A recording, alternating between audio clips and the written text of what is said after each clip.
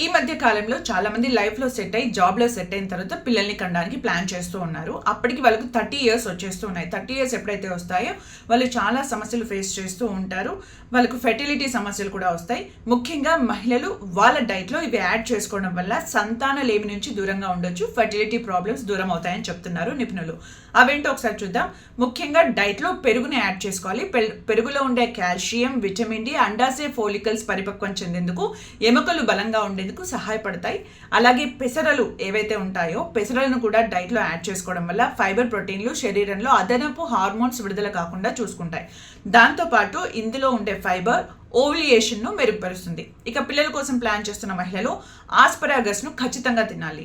ఇందులో ఉండే folic acid, glutathione పిండం నాణ్యతను మెరుగుపరుస్తాయి. ఇక అవకాడోను కూడా తీసుకోవాలి. అవకాడోలో ఉండే విటమిన్ ఇ మనకు చాలా ఉపయోగపడుతుంది. అందుకే రెగ్యులర్గా అవకాడో తినడం వల్ల గర్భాశయ లైనింగ్ మెరుగుపడుతుంది. ఇక సిట్రస్ ఎక్కువగా ఉన్న పండ్లు కూడా తీసుకుంటూ ఉండాలి. ఈ పండ్లలో ఉండే విటమిన్ సి, పొటాషియం అండానికి ఆరోగ్యకరమైన వాతావరణాన్ని అందిస్తాయి. ఇక ఆకుకూరలు, తోటకూర, గోంగూర వంటి ఆకుకూరల్లో కాల్షియం, ఐరన్, ఫోలేట్ వంటి అనేక పోషకాలు సమృద్ధిగా లభిస్తాయి. ఇవి నెలసరి ఓవ్యులేషన్ సమయంలో ఎగ్ అభివృద్ధికి సహాయపడతాయి.